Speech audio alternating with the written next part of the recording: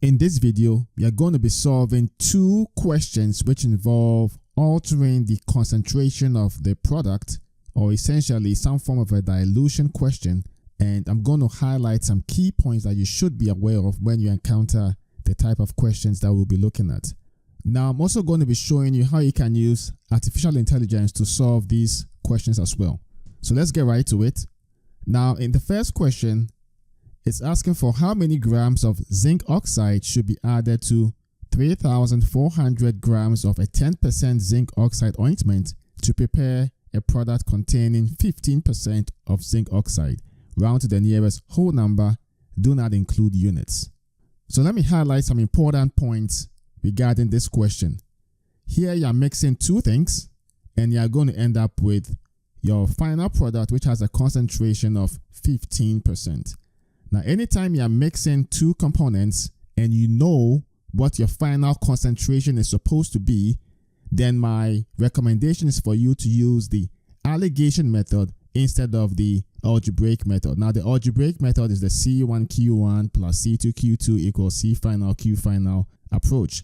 Now, once again, this is a hot tip for you. Anytime you're combining two components to make a third one and you actually know what the final concentration is, then the alligation method is going to be much faster. So we know what the final concentration is, that's 15%. We know the concentration of one of the components, which is 10%. We also know the amount of the 10% zinc oxide, which is 3,400 grams. But what's our other component? Now, it doesn't tell us explicitly, but because it says how many grams of zinc oxide, what this implies is that this zinc oxide is pure, and so the concentration there will be 100% zinc oxide. So our higher concentration is 100%. So anytime you have a pure component, the concentration is going to be 100%. And also, whenever you have a diluent, your concentration is going to be 0%. So when we have the alligation method, you can set up your alligation grid, which essentially is two vertical lines.